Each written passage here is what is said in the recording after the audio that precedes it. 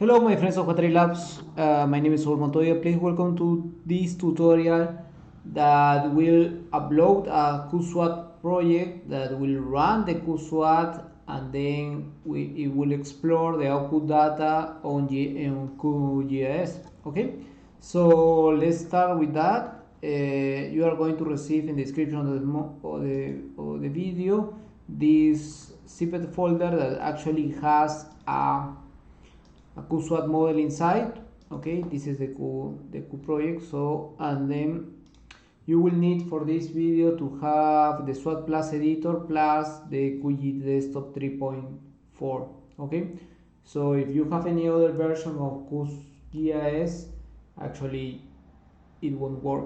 So extremely dependent on this version of QGIS.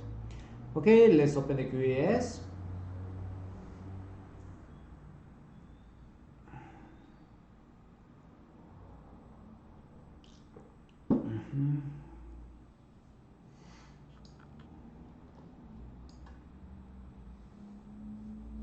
Okay, let's create a new project, and then here, well, you need as well the QSWAT Plus plugin installed on your computer. You need, okay, so let's open the existing project.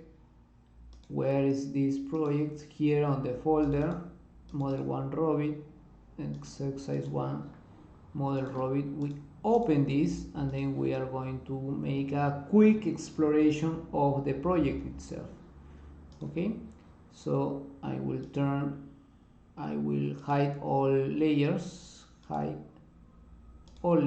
okay, and then what I have here, for example, is the classification of the slope that we have done it in order to create this model. Actually, this tutorial is not related to the creation of the model. This tutorial is related to the simulation and output visualization of the model. Okay, so, and then we have, for example, about soils, we have a raster of soil, but in our case we have just one soil type for the whole basin. On land use, we have these land use types, okay, agricultural, pastures, and trees. I don't know, I don't remember very well which is this type. Okay, we have a digital elevation model. We have a inversion of the floodplain. This one is helpful for the definition of the alluvial zones. We have a hillshade. This is for visualization. These are the actual HRUs, and these are the full HRUs, because here there are some places of the HRU that do not match some criteria on the model when we build the model, so actually it's not taking into account. Okay, then we have some SLUs and some channels. These are our channels. Okay, and then we have the channels. Yeah, we only have channel, we do not have any reservoir or pond. We have the streams. These streams comes from the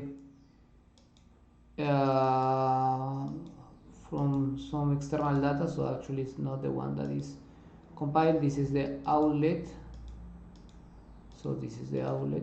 And these are the junctions. Which are the junctions? For example, here this HRU will give water to the channel here, and the water that is being carried out in this channel actually will join to this one, and in here it will receive water from both channels here.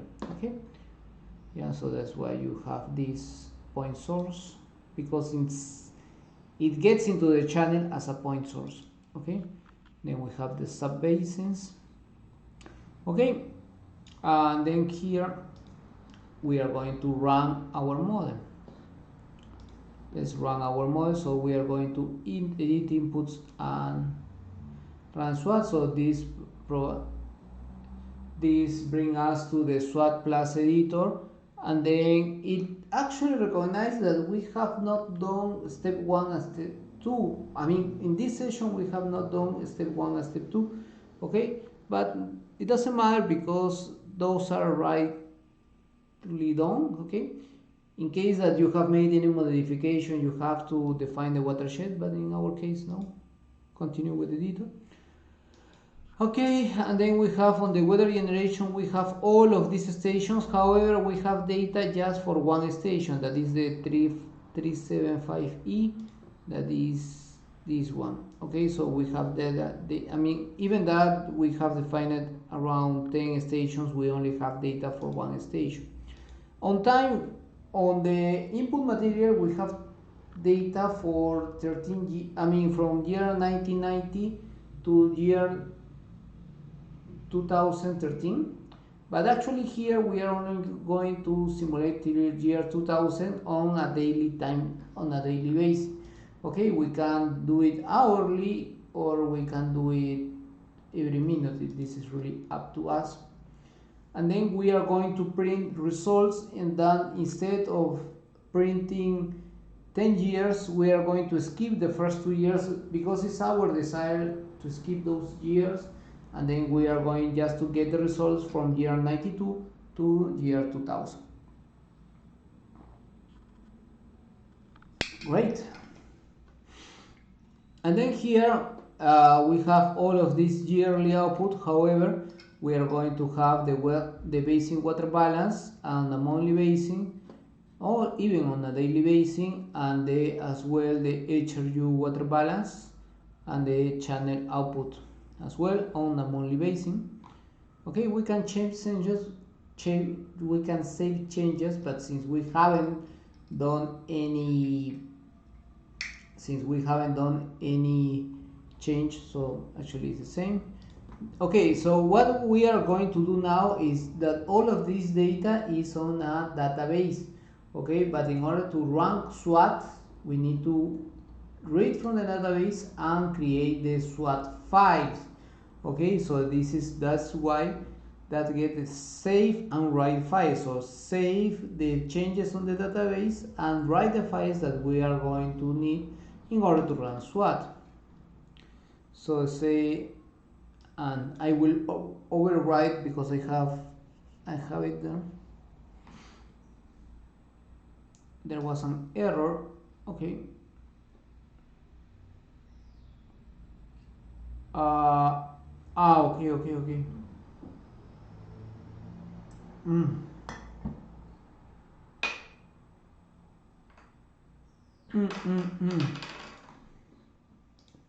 Yeah, I know where this come from.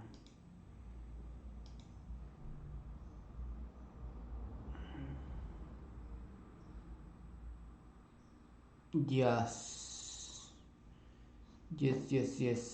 I will fix it right now.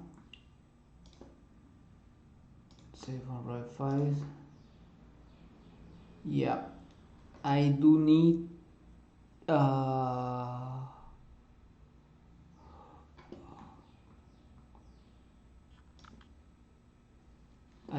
this folder that is SWAT weather SWAT plus that I missed to insert in the. Okay, this is actually a part of the. This is of an exercise of a course, so I will pick this data from the weather SWAT plus. Where is that? Raw data weather SWAT plus. Yeah, here. So I need this in order to be recognized on the SWAT model. So you are going to receive this in the compressed version as well. Okay, yes. Okay, save and write files, start writing files. Yep, it has recognized those files because this is the data related to the station. Okay.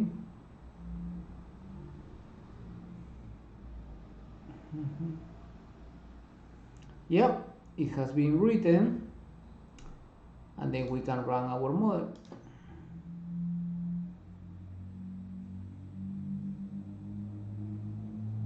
Okay, it is running from year 90 to 91. Okay, if you want to know more about SWAT, I strongly recommend to take our online course on QSWAT. Okay, that is the most comprehensive, the most powerful, because it takes a lot of exercises and a lot of steps in hydrological model with the SWAT. Where is this course? Is here. Yeah, so then you can take it anytime on your own pace. It comes with videos, it comes with procedures and input data. So far we have done a high amount of research in order to provide you an adequate, a course that will give you an overview of what SWAT, how to model a whole basin with SWAT. Okay, so I recommend you that. Okay, so it's finished, close. Okay, once it's finished, we need to analyze the model output. Okay, so once it's finished, we need to analyze the model output. So, and then what we are going to do here is that we are going to, from the output files of SWAT, we are going to import them into the database. So we are going to import in the database the results. So that's why we get the import results. So start importing results.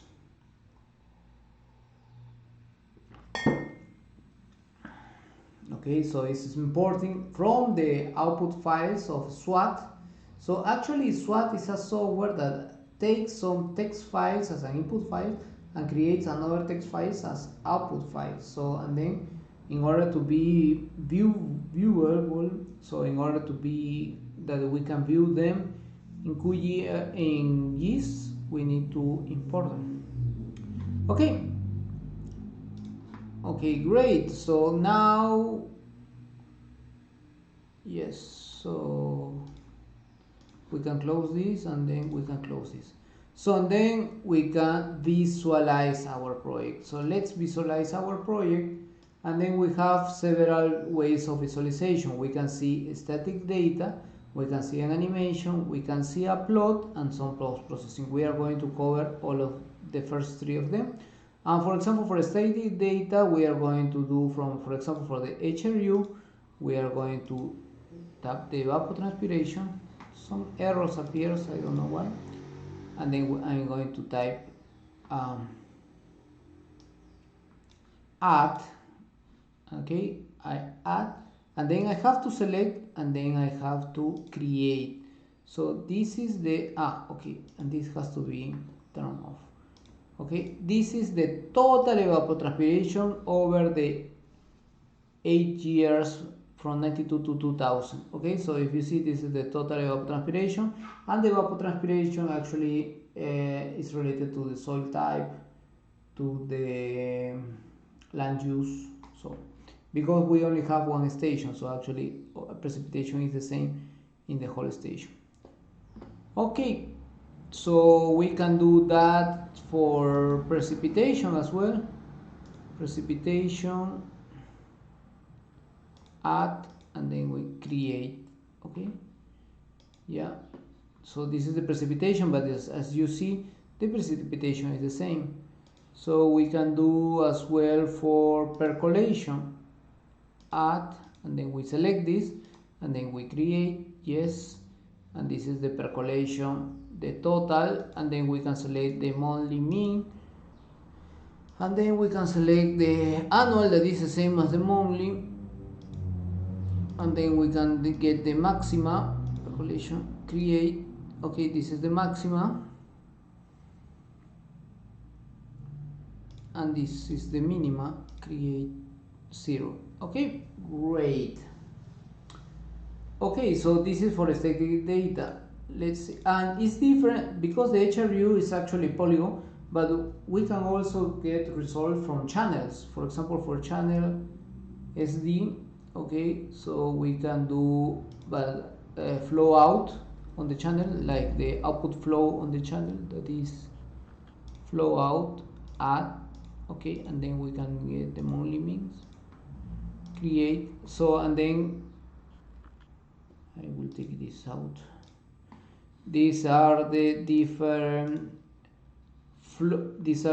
flows. These are the average flow on the channels. We have the Well, the daily means is the same because it's a mean, and then we have the maxima for every channel. Okay, great. And we can do animation as well. On the animation we can do the variable flow out,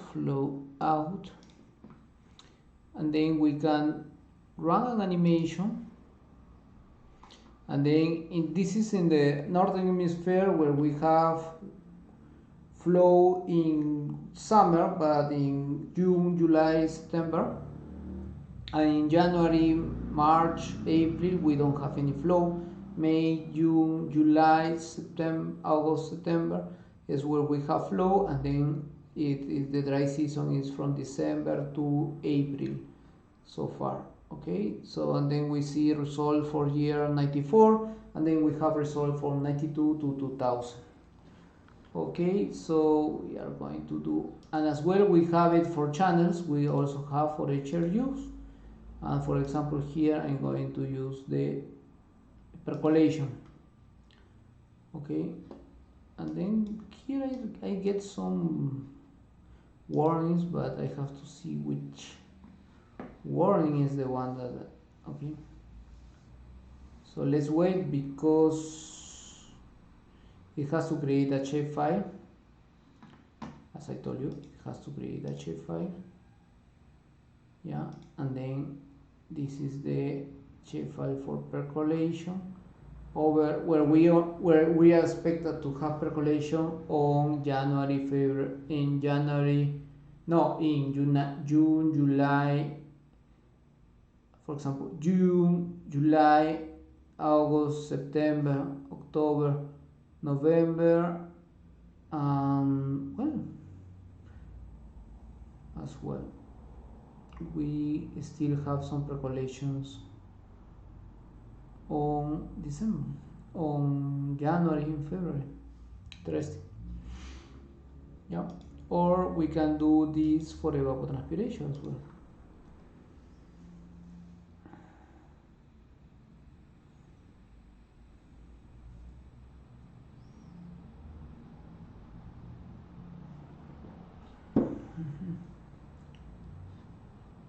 Okay, great.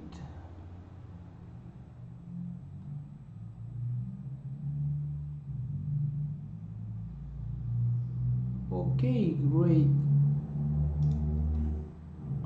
And then plot. Okay, so we can also plot things. Okay, and this is where we are going to use the whole basin.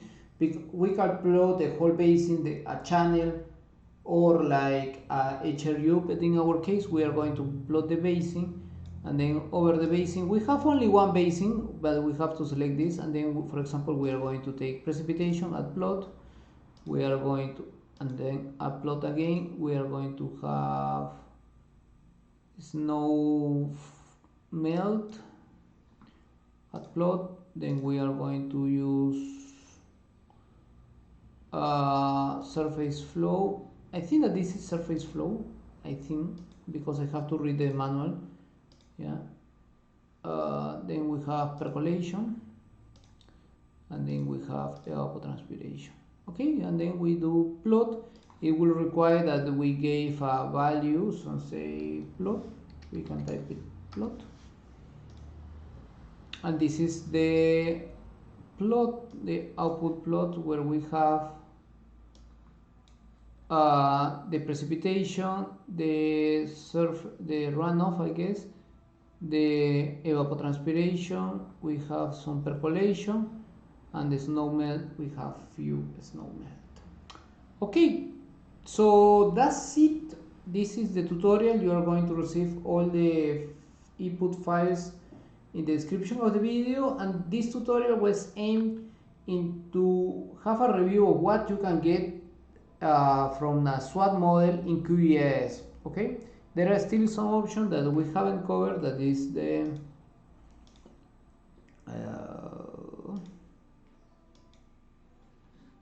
okay, we can close the post-processing. Okay, and then you can also extract the, I mean, with some Python scripts you can get into the database, to the SQLite database, and then you can do you can select some HRUs, basins, do your own calculation.